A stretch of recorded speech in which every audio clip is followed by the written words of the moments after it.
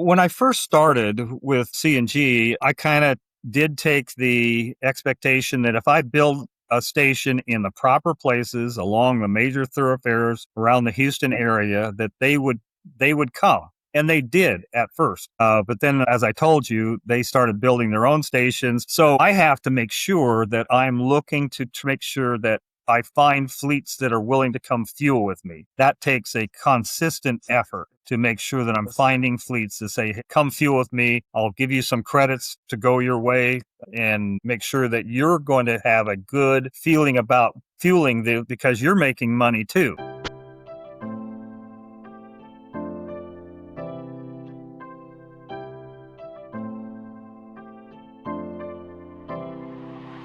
Welcome to the Blue Ocean Solutions Podcast, where we dive into real conversations with business owners, innovators, and industry leaders reshaping the future of clean tech and the renewable energy sector. I'm Kreel Hutchinson, your host. Our guest today is Bob Baldwin, President and CEO of CNG for America and founder of RNG for America in Texas. We'll be discussing how a petroleum engineer turned CNG station builder is opening the renewable natural gas credit market, once reserved for massive fleet operators, to small businesses, school districts, and everyday truck owners.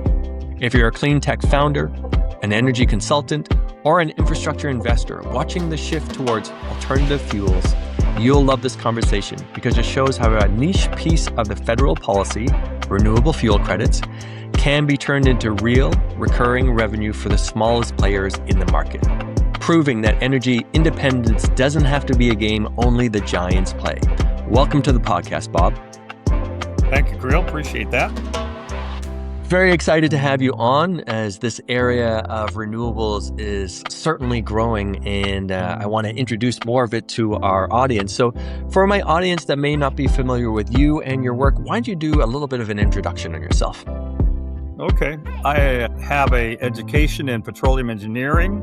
I got out of college and worked for Pennzoil and Emerald Hess, then started my own engineering company. And then I started to develop software for the oil and gas industry, and we did that for many years. And then about 2009, 2010, I started becoming interested in how to help our country get energy independent. And that was a real problem back then because we were importing about 65% of our oil back in 2010.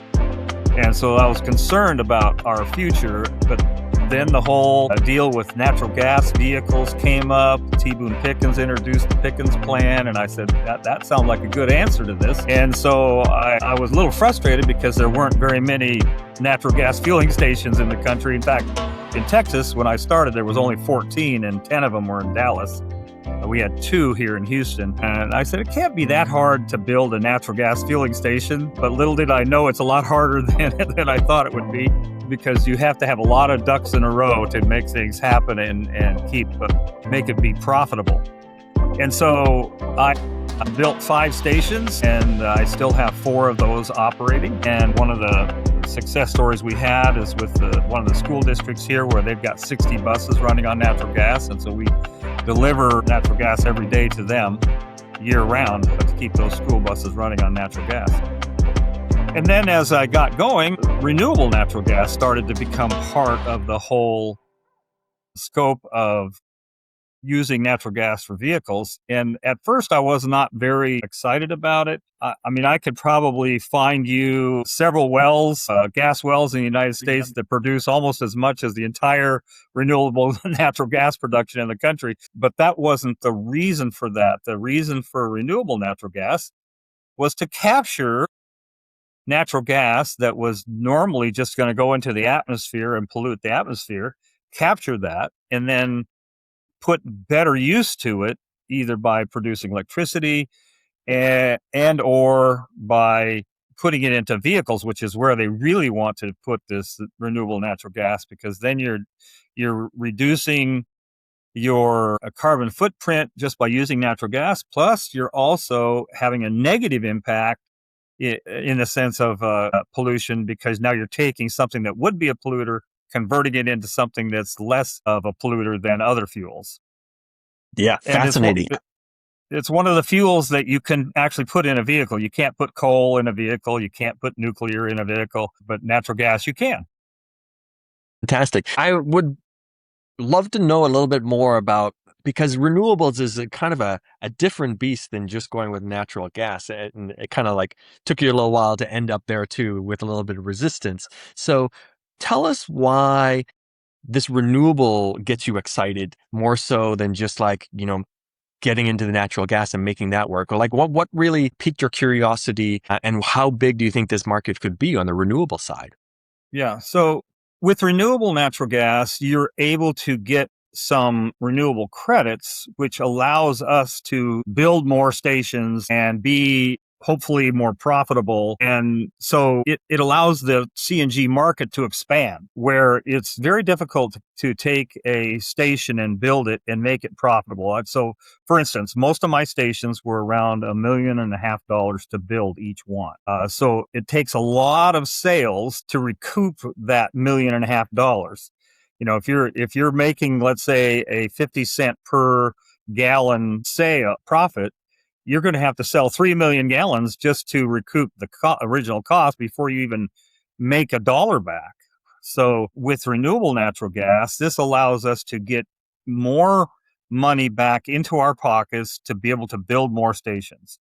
And that's the goal here. We need to have more CNG stations around the country. Fortunately, we've done actually a pretty good job during 2012, 13 through 17 building stations. I think in Texas, we grew to about 120 stations from 14. I think we're probably down right now, probably closer to 80 at the moment, with those that actually have survived the last few years with the electric vehicle push.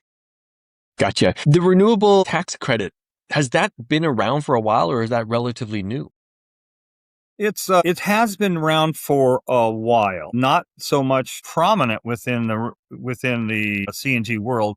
It more got its foothold in California because California also was offering credits as well as the EPA. So everybody's renewable gas was going to California. You couldn't compete because of the additional state funds that were going into that.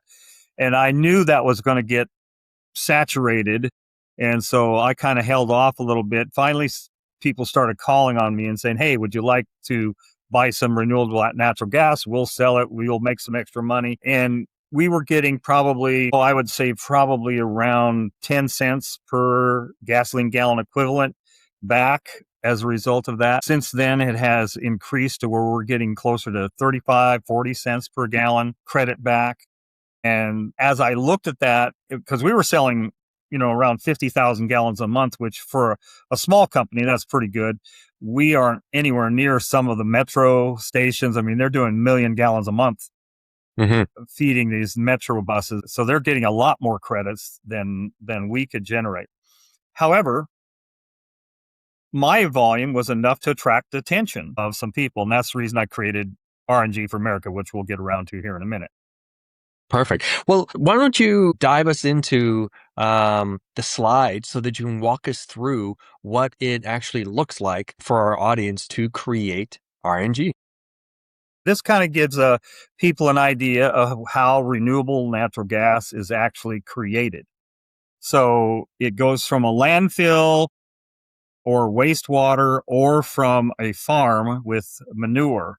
And they take and put that into a digester, or at a landfill, they just actually capture it, and then they upgrade it to a degree, and then they put it into the natural gas pipelines that we normally use for our own housing and businesses.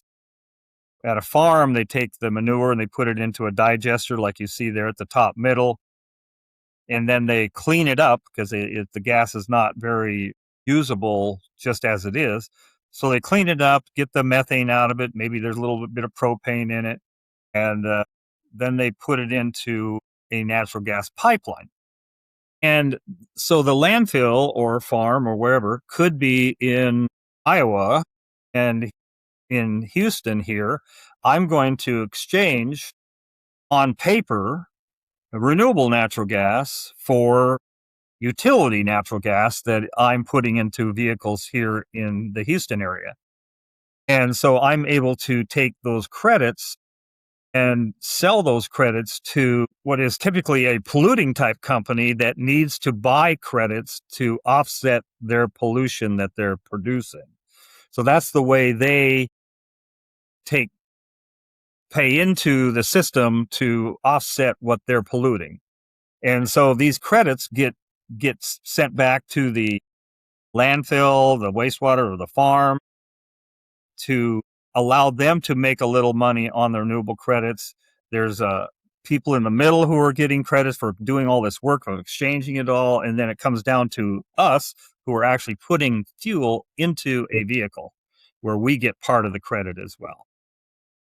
Fantastic. Well, it's, from my perspective, I'm like, this just makes a whole lot of sense.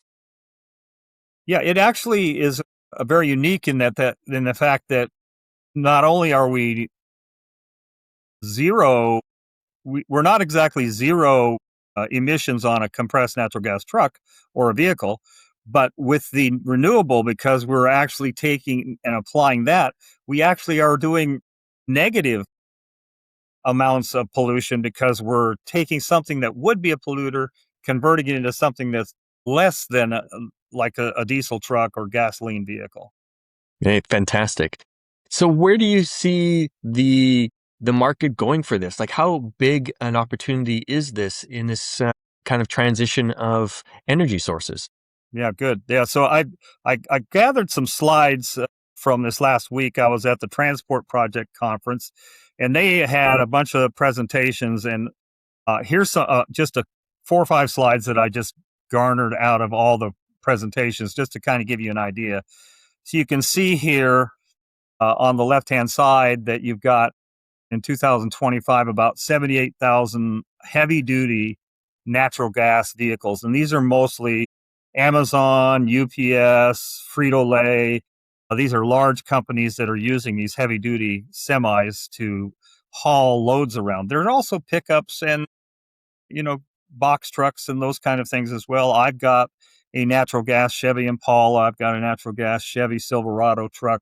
So I'm out using natural gas as well for my own sake. But you can see the use currently last year was 814 million gallons of fuel. That's a gasoline gallon equivalent that's circled there, GGE. And the expectation is that this is just going to simply grow. You can see it's going to more than double over the next 5 years. And that's mostly because natural gas costs less to put it into a vehicle. And so UPS is a great example because they're using it to fuel their semis going all over the country, and they fuel themselves. They actually have their own compressors mostly. Some of the times they fill with me at my stations, but mostly they're filling themselves. And so it's going to increase the amount of usage. If you look here, this is the actual cost of what it costs to run a Class 8 semi truck here. You can kind of see that it's about $2.20 plus cents to actually, that's per mile to drive a semi. So it's pretty expensive to drive a semi.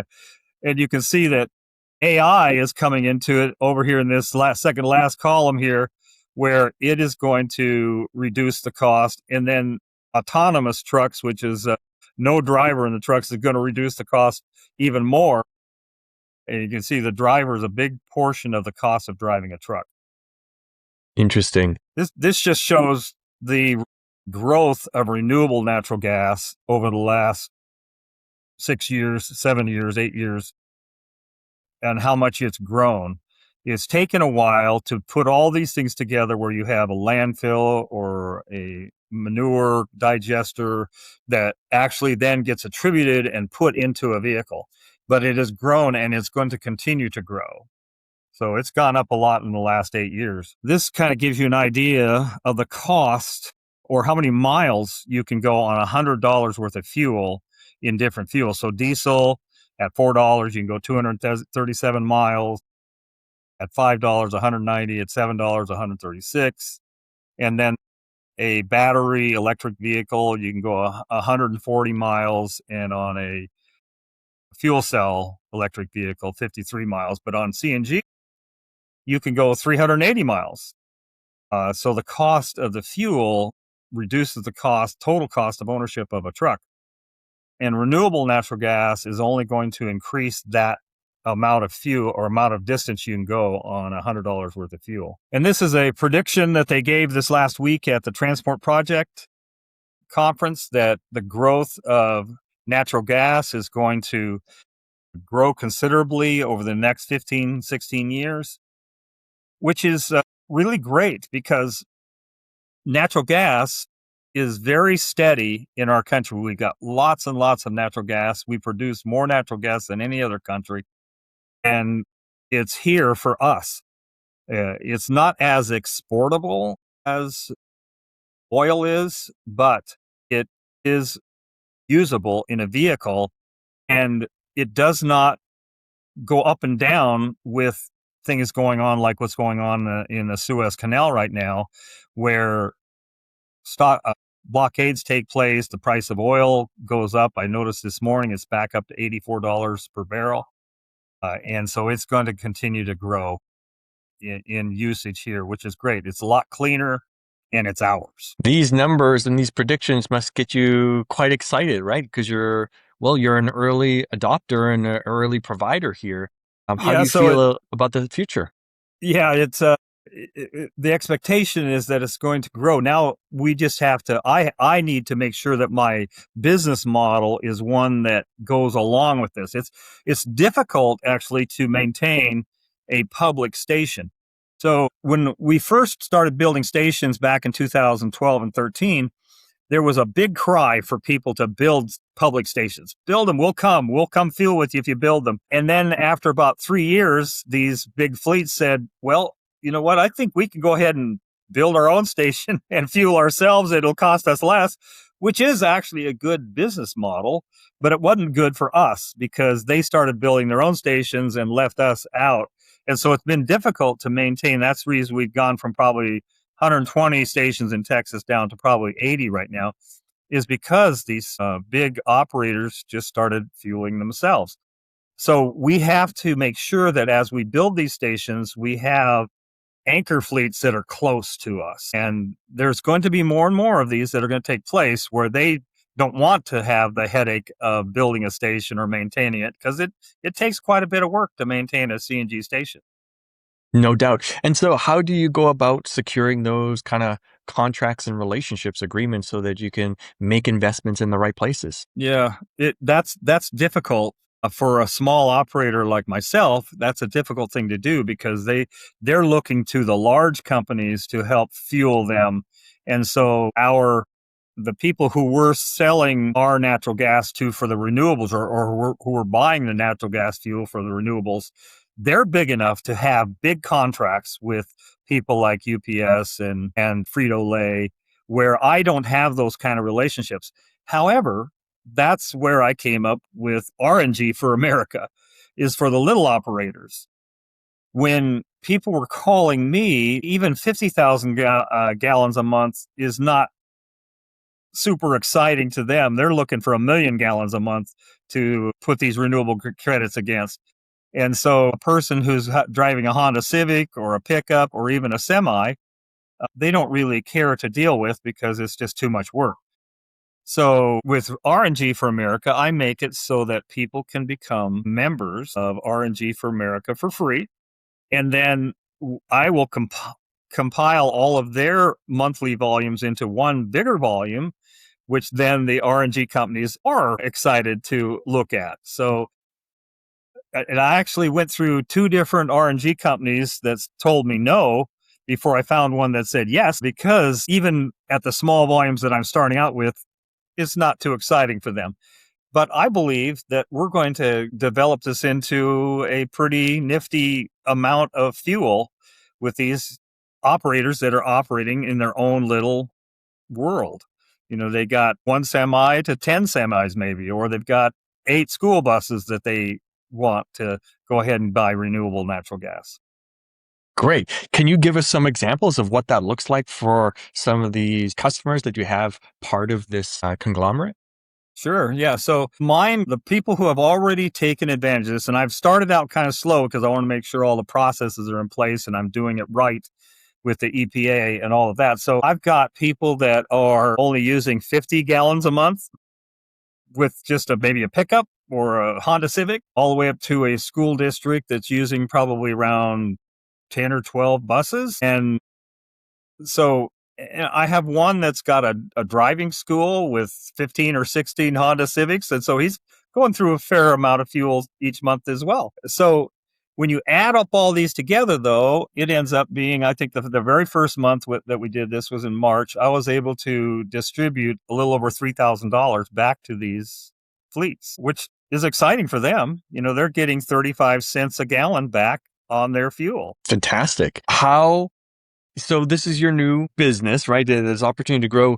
How do you plan to expand it out from here? That's a that's a good question, Kreel. Mostly by word of mouth to begin with. We're going to try to do some marketing things. Of course, speaking to you today, I'm hoping will generate some interest. So I'm mainly going to be talking to school districts, and I'm going to be talking to the people who install these small compressors with these small operators, and they're going to get a kickback for recommending them to me. So, and I want them to be motivated as well. So with that little kickback, if they keep that compressor running and if they have to put in a new compressor down the road, that's good. They're going to be motivated because they're going to get a little bit of this as well. So we're going to put a little bit into the hands of the compressor salespeople. Mostly we're going to be putting it into the hands of the people who are actually fueling their own vehicles, though. Great. I'm curious, is there a lot of education required in those partnerships, or since they're already in, natural gas, they're already operating vehicles, do they they've already, they're part of the team already. They already get it. So when you propose this idea to them, it's an easier jump being like, yes, let's keep going in this direction. Well, for them, though, they're already getting great benefits because they're probably getting their own fuel from their utility company for $1 or $1.50 per gallon already. So they're already benefiting a lot. But when they hear that they can get another 35 cents back, that they and all they have to do is send me their monthly invoice from the utility company. That's exciting. That's all you have to do is send you an invoice. Okay. So that's as simple as it is. So people become part of the co-op, they send you the invoice, and you lock it in and you send them the rebates. There is a little validation process that I go through with them to validate that their meter that they're using is dedicated to CNG vehicles and is not being used for business and the CNG. So if they've got a common meter that's the utility company, and then they're fueling their business or their house plus the CNG, then they have to buy a sub meter that is approved by the EPA to go ahead and measure how much is going directly to their vehicles, because we want to be sure that we can prove that it went into a vehicle. Once that validation process is over, which is really simple, I have them take pictures of their system, send them to me. I put them in their file so that if the EPA has any questions about how they're fueling vehicles, there won't be any question that it's done correctly and properly. Gotcha. So inside your business, as you're looking to lean into RNG to grow it, what are maybe some of the most frustrating or time consuming or kind of bottlenecks you see in the business right now that you'd love to get solved? Hmm. Probably some of the more challenging things is the maintenance on our CNG stations is quite high.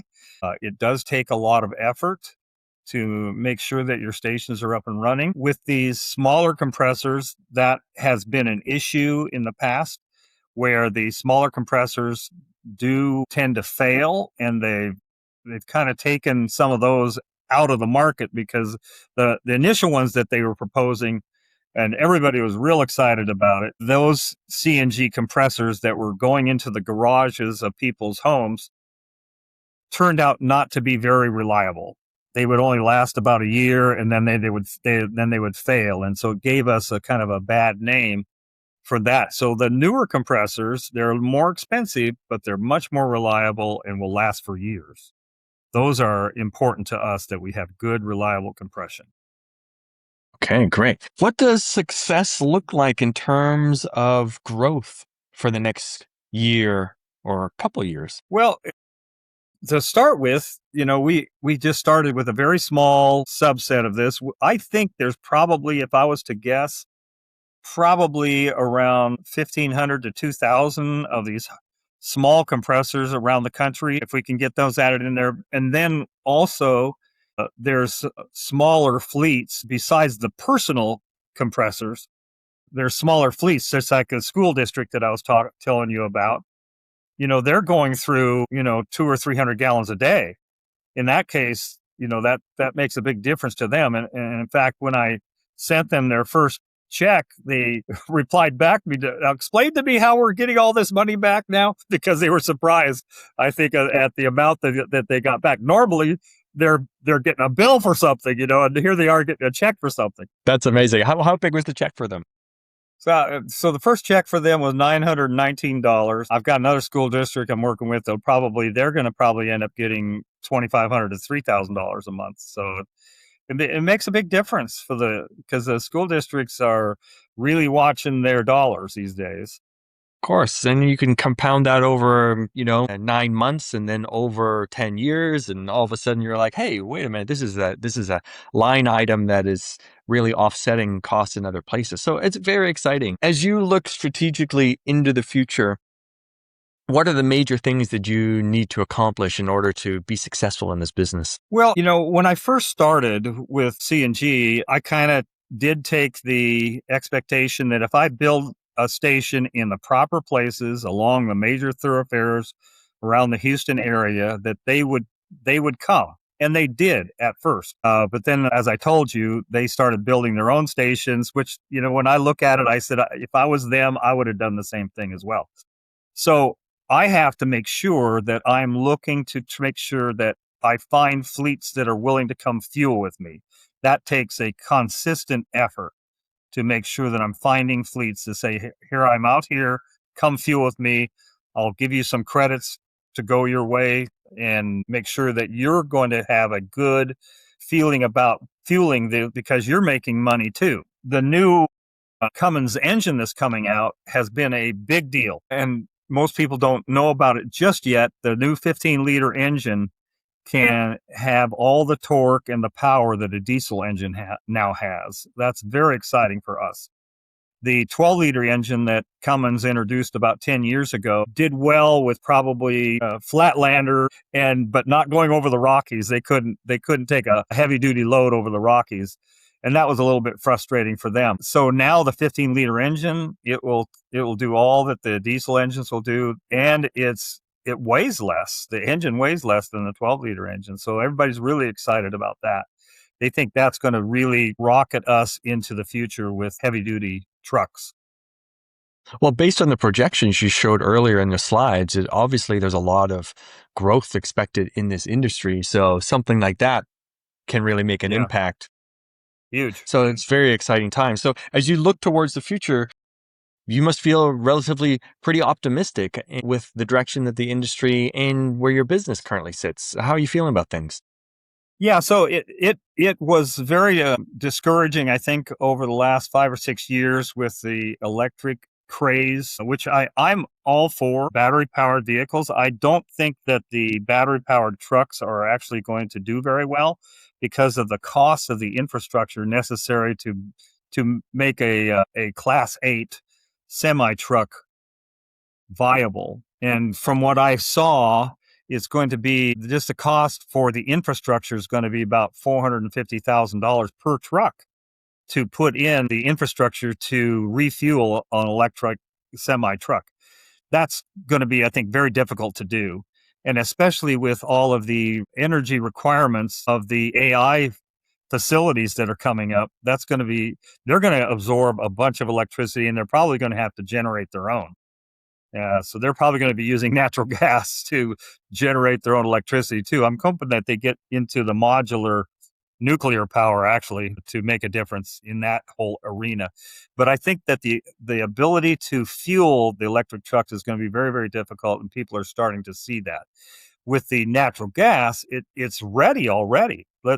go ahead and build your own station or use some of the public stations that are out there, and you can start moving your trucks right away. Probably mostly not over around the country, but regionally. That's what UPS and Frito-Lay and Amazon is doing. They're doing regional moving with these trucks. They go out, they deliver during the day, they come back and house themselves for the night, and then they're out the next morning again. But they stay in their areas. Over the road is much more difficult for CNG right now until we get many more stations built across the country. There's some real dead zones out there where there's no natural gas available. Yeah, it's the infrastructure is slowly underway, but I do agree with your perspective that I think for solar, it doesn't make sense for the really big trucks, whereas like this is already in place. Let's just invest in that infrastructure and make it more robust so it actually becomes a viable solution at a cheaper rate, much faster. Makes a lot of sense to me. As we move towards the end of the show here, I want to make sure people can get a hold of you. And so where's a few places people can find you, Bob? Yeah, so probably the easiest place is at RNG, the number 4, America.com. It's got all my information up there. They can contact me there, and that's where they can just click on a link and just enter to become a member of the if they're doing their own fueling behind their own fence or at their own home or at their business, they can very easily sign up. We go through that validation process right there. And it's got my phone number and everything there as well at that website, RNG for America.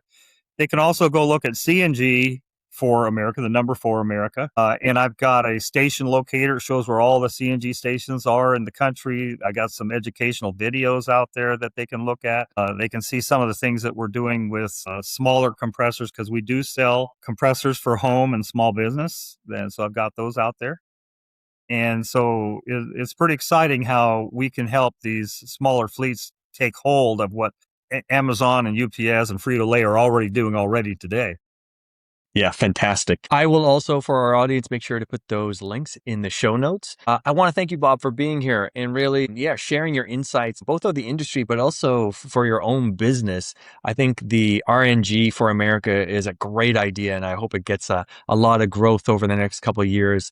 To my audience, if you've enjoyed this conversation as much as I have, make sure to like and subscribe to the channel and share it forward with maybe someone who'd be interested in getting in contact with Bob and becoming, one of the members of RNG and moving forward with kind of a cleaner gas for the future. Once again, Bob, thank you so much for being here. Any final words? Yeah, thank you, Kreel, for what you're doing. I appreciate all that I see that you're progressing here on your podcast. It's wonderful. Yeah, I'm having a lot of fun having great people like yourself on, introducing great ideas into the mainstream. So thanks, everybody. That wraps up another episode of Blue Ocean Solutions Podcast. Take care.